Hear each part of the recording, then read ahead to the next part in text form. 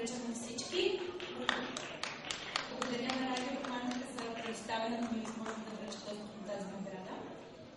И да видим сега победителя в категория любовна песен на 2010 година печели Борис от Арийски.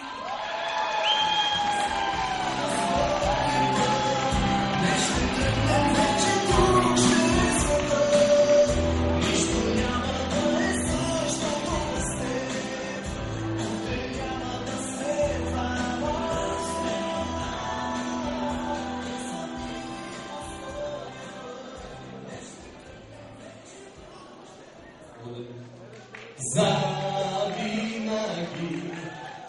Радио Романтика. Благодаря за тази прекрасна награда. Много е хубаво да имаш песен, която да кара хората да се чувстват в романтично настроение. Искам да кажа, че тя не е за мен. Тя е за всички мои колеги от Куко Бенд.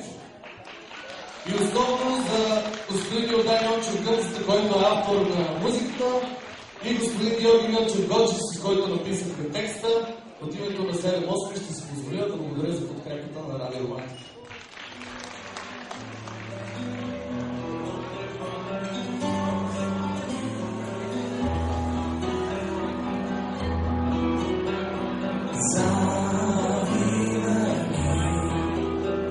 Спомни си онези дни, нека дъждата ти напомни как не се стопи, докато навали.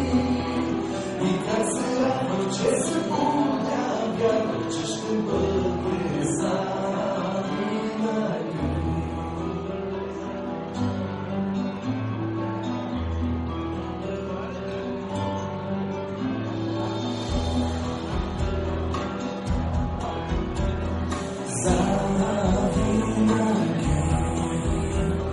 Можехме